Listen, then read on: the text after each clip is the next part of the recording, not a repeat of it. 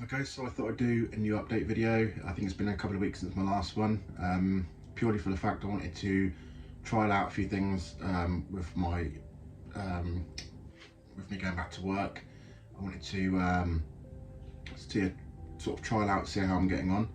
So I think it's been 3 weeks now that I've been on 100 milligrams of sertraline, and fingers crossed I'm starting to see, touch wood, obviously.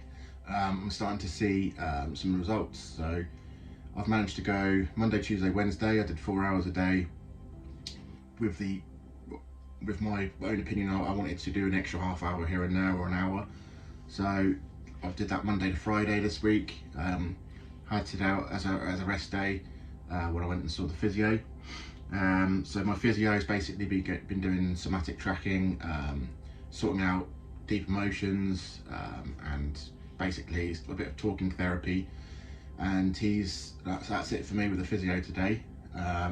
He's quite happy with all the knowledge that I've took on board, and he's seeing it happening with me now, and seeing what I understand, and I'm noticing my body, noticing my mind, and basically, yeah, feeling good. So what else do I need to talk about? Obviously I still have my off moments. They're less severe at the moment, and obviously I know full well I'm not fully recovered. Today I'm sort of thinking I'm around 75% recovered. I'm still not 100%, and I think that will take some time, but certainly, getting back to work, I started with the 2 days of 4 hours, then the 3 days of 4 hours. Now I'm at the 4 days, and I think getting out and getting busy again, but this time keeping my mind on things, and trying to keep my stress down at work, not stressing about things that really don't matter like I used to. And I think going out is a natural source of vestibular rehab therapy. So I'm hoping I can feel the benefits now, and I'm hoping I'm at the next junction in terms of how I'm feeling. I'm feeling, quite positive, quite happy, which is a nice thing for itself. I've described to my physio and a few people that I've probably feel happiest about myself than I have in probably 15 years or so. I just want to sort of retrack, basically, of when, it's a big thing that happened. It was a big thing that happened in all of our lives. I was 22 years old when my mum died. I felt like I took on, it was a lot of responsibility to take on, and being close to her, and that it's a very tough thing to get through. But I don't think I dealt with it at the time. Maybe I should have had therapy and talked a lot more and opened up.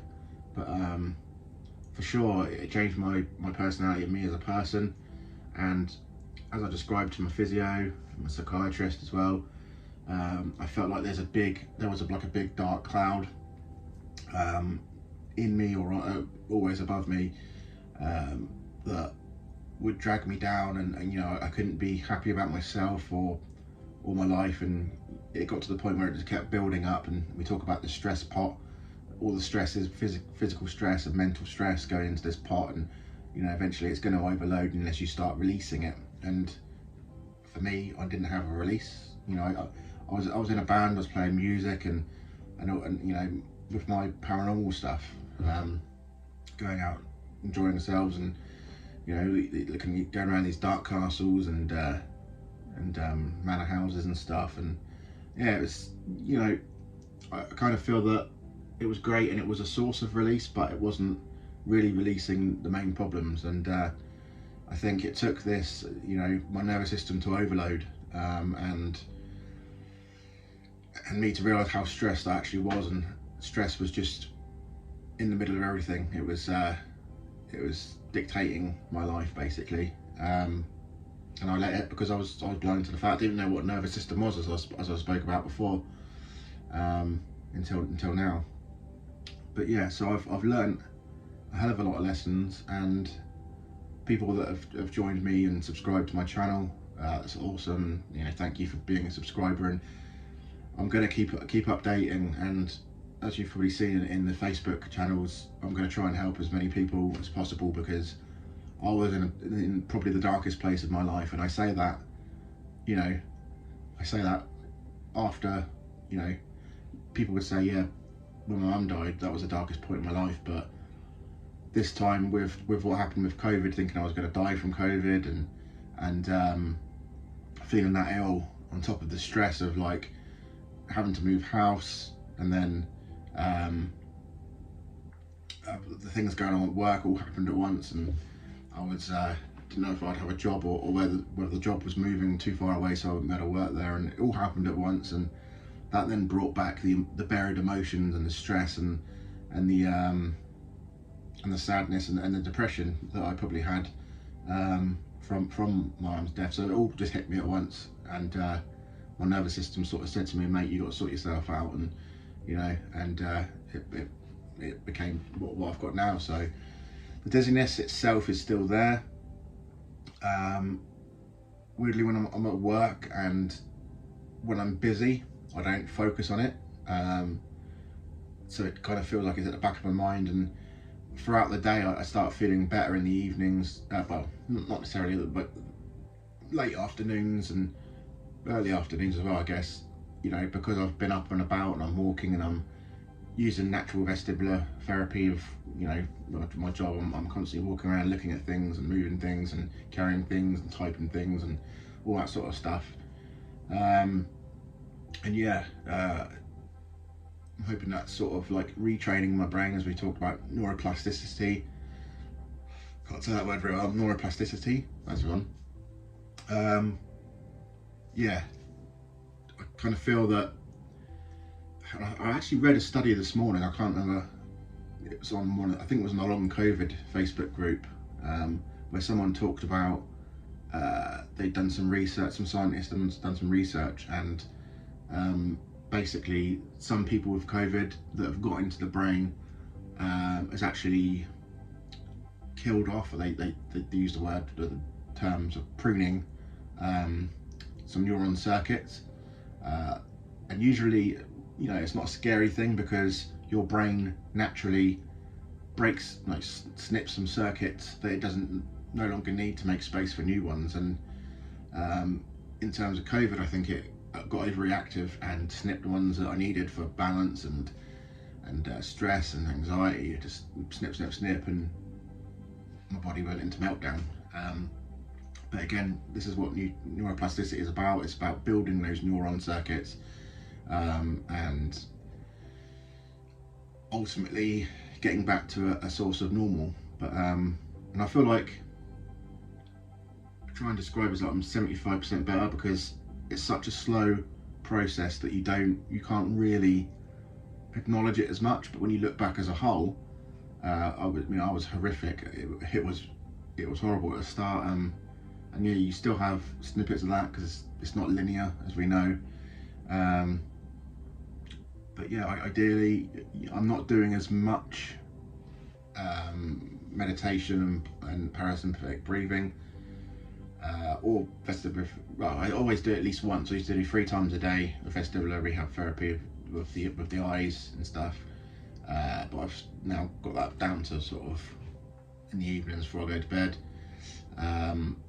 as well as meditation. I do that every so often now. But it's something I know I have to stick with throughout my life.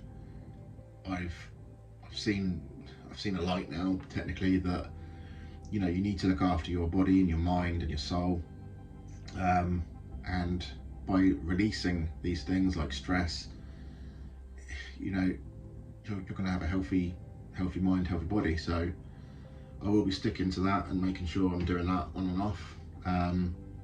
Medication wise, my doctor said I've got to be on it for about a year anyway, so there's no relapses. I'm still hoping I get the 100%, and there's no dizziness at all, and there's no anxiety. I mean, we all obviously want that, but you know, we'll see where I'm at in the next few weeks. But as always, if anyone watching this, or have seen me on Facebook and you're struggling, just reach out, just send me a comment below, and we can have a chat. And the people I have chatted to, you know, they're all really nice people, and it's good that we can talk and we can mentor each other through this darkness, let's say.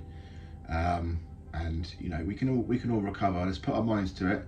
Let's be positive, and let's keep digging away day by day, hour by hour, and let's see where we can get. But that's pretty much me rabbiting on today. I don't think there's much else I want to recover. I'm going to do a video, like I said before. I want to do a video explaining PPPD and how it affected me, but like the basics of what PPPD is and what you can do, but mainly getting the word out there that you've got to understand this and take the knowledge on board, accept it for what it is, and you know, and really care about yourself, and just work on yourself and care for yourself.